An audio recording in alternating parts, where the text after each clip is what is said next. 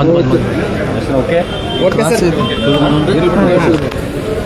So ಇವತ್ತು ಮಾನ್ಯ ಉಸ್ತುವಾರಿ ಸಚಿವರಾದ ಸನ್ಮಾನ್ಯ ಸತೀಶ್ ಜಾರಕಿಹೊಳಿ ಅವರ ಅಪಾಯಿಂಟ್ಮೆಂಟ್ ಮೇರೆಗೆ ಮಾನ್ಯ ಮುಖ್ಯಮಂತ್ರಿಗಳು ನಮ್ಮ ತಾಲೂಕಿನ ಎಲ್ಲ ಪೂಜ್ಯರ ಮಠಾಧೀಶರ ನೇತೃತ್ವದಲ್ಲಿ ನಾವಿರ್ಬೋದು, ಅಶೋಕ್ ಪೂಜಾರಿ ಅವರು, ಉಸ್ತುವಾರಿ ಸಚಿವರು, ವಕೀಲ ಸಂಘದ ಎಲ್ಲ ಅಧ್ಯಕ್ಷರು, ಎಲ್ಲ ಪ್ರಮುಖರು, ಇಡೀ ಎರಡೂ ಕ್ಷೇತ್ರ ಗೋಕಾಕಾರದ ಎಲ್ಲ ಪ್ರಮುಖರು ಬಂದು ಮಾನ್ಯ ಮುಖ್ಯಮಂತ್ರಿಯವರಿಗೆ ಬೆಳಗಾವಿ ಜಿಲ್ಲೆ ವಿಭಜನೆ ಮಾಡಿ ಗೋಕಾಕ್ ನೂತನ ಜಿಲ್ಲೆ ರಚನೆ ಮಾಡಬೇಕಾದ್ರೆ ನಾವು ಮನವಿ ಪತ್ರ ಕೊಟ್ಟಿದ್ದೀವಿ. ಸನ್ಮಾನ್ಯ ಮುಖ್ಯಮಂತ್ರಿಗಳು ಮನವಿ ತಗೊಂಡು ಪೂಜ್ಯರು ಮಾತಾಡರು, ನಾವು ಹೇಳಿದ್ವಿ, ಅಶೋಕ್ ಪೂಜಾರಿ ಅವ್ರು ಮಾತಾಡರು. ಮುಖ್ಯಮಂತ್ರಿಗಳಂದ್ರೆ ಸ್ಪಂದಿಸಿ ಏನಂದ್ರೆ ನೋಡಪ್ಪ, ದೊಡ್ಡ ಜಿಲ್ಲೆ ಬೆಳಗಾವ ಅಂದ್ರೆ ಡಿವಿಷನ್ ಆಗಬೇಕಂತ ನಮ್ಮ ಅಭಿಪ್ರಾಯ ಐತೆ, ಅಂದ್ರೆ ಹೊಡಿಬೇಕು ಆಡಳಿತದಿಂದ. ಆದ್ರೆ ಅವ್ರು ಏನು ಹೇಳಿದ್ರಂದ್ರೆ ಎಲ್ಲ ಈ ಬೆಳಗಾವಿ ಜಿಲ್ಲೆಗೆ ಸಂಬಂಧಪಟ್ಟಂಥ 18 ಶಾಸಕರು ಅಂದರೆ ಕಾಂಗ್ರೆಸ್ ಬಂದರು, BJP ಬಂದರು, ಎಲ್ಲರಿಗೊಂದು ಸಮಯ ಕೊಟ್ಟು ಕರಿತೀನಿ. ಕರೆದ ನಂತರ ಎಲ್ಲರ ಅಭಿಪ್ರಾಯ ತೊಗೊಂಡು ಒಂದು ನಿರ್ಣಯಕ್ಕೆ ಬರ್ತು ಅಂತ ಹೇಳಿದ್ವಿ. ಆದರೂ ನಾವು ಪೂಜಾರೆಲ್ಲ ಮಠಾಧೀಶರು, ನಾನು, ಅಶೋಕ್ ಪೂಜಾರಿ ಅವರು, ಉಸ್ತುವಾರಿ ಮಂತ್ರಿಯವರು, ನೀವು ಏನಾದರೂ ಜಿಲ್ಲೆ ವಿಭಜನೆ ಆತಂದ್ರೆ ಫಸ್ಟ್ ನಮ್ಮ ಗೋಕಾಕ್ ಜಿಲ್ಲೆ ಆಗಬೇಕು ಅಂತೇಳಿ ನಾವು ವಿನಂತಿ ಮಾಡ್ಕೊಂಡಿದ್ವಿ. ಅವರು ಅದಕ್ಕೆ ಸ್ಪಂದಿಸಿದಾರು. ಎಲ್ಲ ನಮ್ಮ ಶಾಸಕರನ್ನ ಯಾವಾಗ ಟೈಮ್ ಕೊಟ್ಟು 18 ಜನ ಕರೀತಾರೋ ಅವಾಗ ನಮ್ಮ ಗೋಕಾಕ್ ಜಿಲ್ಲೆ ಮಾಡಬೇಕಂತ ನಾವು ಸಂಪೂರ್ಣ ಬೇಡಿಕೆ ಇರ್ತೀವಿ. ಆದಷ್ಟು ಬೇಗನೆ ಗೋಕಾಕ್ ಜಿಲ್ಲಾ ರಚನೆ ಆಗ್ತೈತೆ ಅಂತೇಳಿ ಒಂದು ಆಶಯದಿಂದ ಇವತ್ತು ನಾವು ಹೋಗ್ತಾ ಇದ್ದೀವಿ. ಸರ್, ಎಷ್ಟು ಜಿಲ್ಲೆ ಆಗ್ಬೇಕಂತೇಳಿ ಏನಾದರೂ ಅಲ್ಲ, ಈಗ ನಾವು ನಮ್ಮ ಗೋಕಾಕ್ ಜಿಲ್ಲೆ ಆಗ್ಬೇಕಂತ ಹೇಳ್ತಾರೆ. ಯಾಕಂದ್ರೆ ಮೊದಲು ಏನು ನಮ್ಮ ರಾಜ್ಯ ಸರ್ಕಾರಕ್ಕೆ ಆಯೋಗ ರಚನೆ ಮಾಡಿದ್ರು, ಆಯೋಗ ಮುಖಾಂತರ ಗೋಕಾಕು ಚಿಕ್ಕೋಡಿ ಆದ್ರೆ ಸೂಕ್ತ ಅಂತೇಳಿ ಆಯೋಗ ಎಲ್ಲ ವರದಿ ಕೊಟ್ಟಿದ್ದಾರೆ ಅಂದ್ರೆ ರಾಜ್ಯ ಸರ್ಕಾರಕ್ಕೆ. ಅಂದ್ರೆ ಆ ಅಭಿಪ್ರಾಯದಲ್ಲಿ ಜಿಲ್ಲಾ ಬೆಳಗಾವಿ ಹೊಡೆದು 3 ಜಿಲ್ಲೆ ಆಗ್ಬಂದು ಬೆಳಗಾವಿ, ಗೋಕಾಕು, ಚಿಕ್ಕೋಡಿ ಆಗ್ಬೇಕಂತೈತಿ.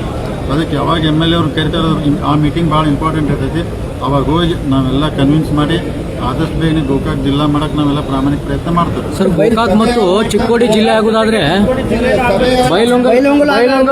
ಅವರು ಮಾಡೋದಾದ್ರೆ ಬೈಲಂಗಲು ಮಾಡಲಿ ಅನ್ನೋ ಮಾತುಗಳನ್ನು ಮಾತಾಡಿದ್ದಾರೆ. ಅಲ್ಲ, ಈಗ ಒಂದೇದು ಬಂದು ಅವರು ಮಾನ್ಯ ಮುಖ್ಯಮಂತ್ರಿ ಸಮಯ ತಗೊಂಡು ಸಾಧ್ಯಾರ ಅಧಿವೇಶನ ಒಳಗನ ಕರ್ಕೊಂಡು ಎಲ್ಲ ಟೈಮ್ ಕೊಟ್ಟು ಕರೆದು ಆದಷ್ಟು ಬೇಗನೆ ಸಭೆ ಮಾಡ್ತಾರೆ. ಒಂದು ಈಗ ನಾವು ಹೇಳಿದಲ್ಲ, ನಮ್ಮ ಗೋಕಾಕ್ ಜಿಲ್ಲೆ ಆಗಬೇಕು.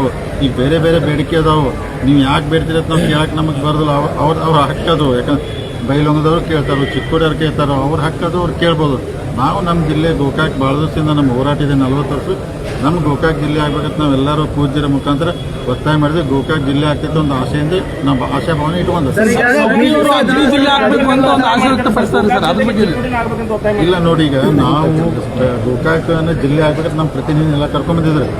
ಇವತ್ತು ನಾಳೆ ಚಿಕ್ಕೋಡಿ ಅವರು ಅಲ್ಲಿ ಭಾಗದ ಶಾಸಕರು, ಅಲ್ಲಿ ಎಲ್ಲ ಬೇರೆ ಬೇರೆ ಎಲ್ಲ ಮುಖಂಡರು, ಮಠಾಧೀಶ ಬಂದು ಅವರು ಒತ್ತಾಯ ಮಾಡಬಹುದ್ರೆ ನಮ್ಮ ಗೋಕಾಕ್ ಜಿಲ್ಲೆ ರಚನೆ ಮಾಡೋದು ವಿನಂತಿ ಮಾಡಿದ್ವಿ. ನಮಗೇನೋ ಆದಷ್ಟು ಬೇಗನ ಆಗ್ತೈತೆ ಅಂತೇಳಿ ಆಶಯದಲ್ಲಿ ಇದು ಈ ಸರ್ಕಾರದವರೆಗೆ ಆಗುತ್ತೆ ಸರ್. ಈ ಸರ್ಕಾರದವರೆಗೆ ಆಗುತ್ತೆ ಸರ್, ಗಡಿ ವಿವಾದ ಸುಪ್ರೀಂ ಕೋರ್ಟ್ನಲ್ಲಿದೆ. ಹಾಗಾಗಿ ಸದ್ಯಕ್ಕೆ 2 ಜಿಲ್ಲೆಗಳನ್ನು ಮಾಡಬೇಕನ್ನೋದು ಕನ್ನಡಪರ ಹೋರಾಟ ಇರ್ಬೋದು. ಒಂದು ಚಿಕ್ಕೋಡಿ, ಒಂದು ಬೆಳಗಾವಿ ಇರಲಿ ಸದ್ಯಕ್ಕೆ. ಅಲ್ಲ, ಇರ್ಬೋದು, ಅವ್ರ ಅಭಿಪ್ರಾಯ ಇರ್ಬೋದ್ರಿ ಅವ್ರು. ಯಾಕಂದ್ರೆ ಕನ್ನಡ ಹಿತದೃಷ್ಟಿಯಿಂದ ಅದು ಅವ್ರು ತಪ್ಪು ಅನ್ನೋದಲ್ಲ. ಖರೆ ನಾವು ಇದ್ದದ್ದು ನಮ್ದು ಅಂದ್ರೆ ಹೇಳಿಲ್ಲ, ನೀವು ಡಿವಿಷನ್ ಮಾಡಿದಾಗ ನಮ್ಮ ಗೋಕಾಕ್ ಜಿಲ್ಲೆ ಆಗ್ಬೇಕಂತ ಒತ್ತಾಯ ಮಾಡಿದ್ದಾರೆ. ನಿರಂತರವಾಗಿ MS-ನವರು, ಶಿವಸೇನೆಯವರು ಪುಂಡಾಟವನ್ನು ಮಾಡ್ತಿದ್ದಾರೆ. ಜೊತೆಗೆ ಗಡಿ ವಿಚಾರಗಳನ್ನು ಇಟ್ಕೊಂಡು ಪದೇ ಪದೇ ಖ್ಯಾತೆ ತೆಗಿತಾ ಇದ್ದಾರೆ. ಮತ್ತು ಜೊತೆಗೆ ವಿಭಜನೆ ಆದರೆ ಅವ್ರ ಕೈಗೆ ಸಿಗುತ್ತೆ ಅನ್ನೋದು. ಇಲ್ಲ, ಖಂಡಿತ ಆ ಥರ ಏನು ಆಗೋದಿಲ್ಲ. ಯಾಕಂದ್ರೆ ನೋಡ್ರಿ, ಕನ್ನಡ ಮಾತಾಡೋ ಭಾಷೆ ಜನ ಭಾಳ ಇದ್ದಾರೆ ಬೆಳಗಾವಿ ಜಿಲ್ಲೆಯಲ್ಲಿ. ಸುಮ್ಮನೆ ಅದೊಂದು ರಾಜಕೀಯ ಕಾರಣಕ್ಕೋಸ್ಕರ ಆ ಥರ ಮಾಡ್ತಾರೆ ಅವರು. ಅದರಿಂದ ಏನೂ ಆಗೋದಿಲ್ಲ. ಡಿವಿಷನ್ ಆದರೂ ಕನ್ನಡಕ್ಕೆ ಏನೂ ಧಕ್ಕೆ ಆಗೋದಿಲ್ಲ. ಕನ್ನಡ ಗಟ್ಟಿಯಾಗಿರ್ತೈತಿ. ನಾವೆಲ್ಲ 3 ಜಿಲ್ಲೆಯಲ್ಲಿರ್ತೀವಿ. ಕನ್ನಡ ಬಗ್ಗೆ ಎಲ್ಲರಿಗೂ ಅಭಿಮಾನ ಇರ್ತೈತಿ. ಅದೇನಿಲ್ಲ, ಸುಮ್ಮನೆ ರಾಜಕಾರಣಕ್ಕೋಸ್ಕರ ಅದು MS ಮಾಡ್ತಾ ಇರುತ್ತೆ ನಮ್ಮ ಭಾವನೆ. ಆದಷ್ಟು ಬೇಗನೆ ಜಿಲ್ಲೆ ಆಗಲಿ ಅಂತೇಳಿ ಒತ್ತಾಯ ಮಾಡಿದ್ವಿ. ಮುಖ್ಯಮಂತ್ರಿ ಒಳ್ಳೆ ನಿರ್ಧಾರ ಮಾಡ್ತಾರೆ. ಮುಖ್ಯ ಆಶಯದಲ್ಲಿ ಇವತ್ತು ಹೋಗ್ತಾ ಇದ್ದಾರೆ. ಈ ಅಧಿವೇಶನದೊಳಗೆ ಸಿಹಿ ಸುದ್ದಿ ಮಾಡಂತ ಹೇಳಿದ್ವಿ. ನಾವು ಅಧಿವೇಶನ ಒಳಗೆ ತಾವು ಹೆಂಗಾರು ಮಾಡ್ಬೇಕಂತ ಹೇಳಿದ್ವಿ. ಅವ್ರು ಮೀಟಿಂಗ್ ಕರೆದು ಯಾವತ್ತು ಮೀಟಿಂಗ್ ಮಾಡ್ತಾರಲ್ಲ ಅವತ್ತೊಂದು ಫೈನಲ್ ಡಿಸಿಷನ್ ಬರ್ತಾರೆ. ಎಲ್ಲರಿಗೂ ಧನ್ಯವಾದ.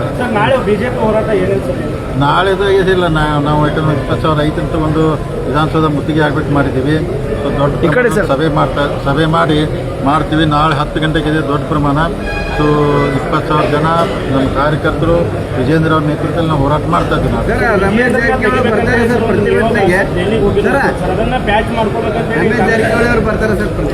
ರಮೇಶ್ ಜಾರಕಿಹೊಳಿ ಬರ್ರಿ ಅಂತ ವಿನಂತಿ ಮಾಡ್ಕೊಂಡಿದ್ವಿ ರೀ. ಅವರು ಬರ್ತಾರಂತ ಆಶಯದಲ್ಲಿ ಇದ್ವಿ. ಬಂದ್ರೆ ಒಳ್ಳೇದಾಗ್ತದೆ.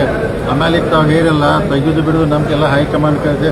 ಈಗ ವಿಜೇಂದ್ರ ಅವ್ರನ್ನ ಹೈಕಮಾಂಡ್ ಅಧ್ಯಕ್ಷ ಮಾಡಿದಾರು. ನಾವೆಲ್ಲ ಒಪ್ಕೋಬೇಕು. ಅವ್ರ ನೇತೃತ್ವದಲ್ಲಿ ಕೆಲಸ ಮಾಡ್ತಾರೆ. ಯಾವುದೇ ಕಾರಣಕ್ಕೂ ಸಹೋದರ ಹೇಳ್ತಾರೆ ಅಂದ್ರೆ ಕೇರೀಗ ಅದನ್ನು ಅವ್ರಿಗೆ ಏನು ಅಭಿಪ್ರಾಯ ಅಲ್ಲಿ ಹೇಳ್ತಾರೆ, ಆದರೂ ಅಲ್ಲಿ ಹೇಳ್ಬೇಕು. ನಾ ಏನೆಲ್ಲ ಹೈಕಮಾಂಡ್ ಒಂದು ಡಿಸಿಷನ್ ತೊಗೊಂಡಾಗ ಎಲ್ಲ ತಲೆಗೆ ಹಾಕ್ಬೇಕಾಗ್ತೈತಿ. ಈಗ ಅವ್ರ ಅಧ್ಯಕ್ಷ ಮಾಡಿದ ಅವ್ರ ನೇತೃತ್ವದಲ್ಲಿ ಕೆಲಸ ಮಾಡ ಮುಂದೆ ಹೈಕಮಾಂಡ್ ಏನು ಡಿಸಿಷನ್ ಆ ಪ್ರಕಾರ ಇರೋನು ಎಲ್ಲರೂ ಯಾರು 20,000 ಜನ ಸೇರ್ತಾರೆ. ಎಲ್ಲರಿಗೂ ಧನ್ಯವಾದ ರೀ.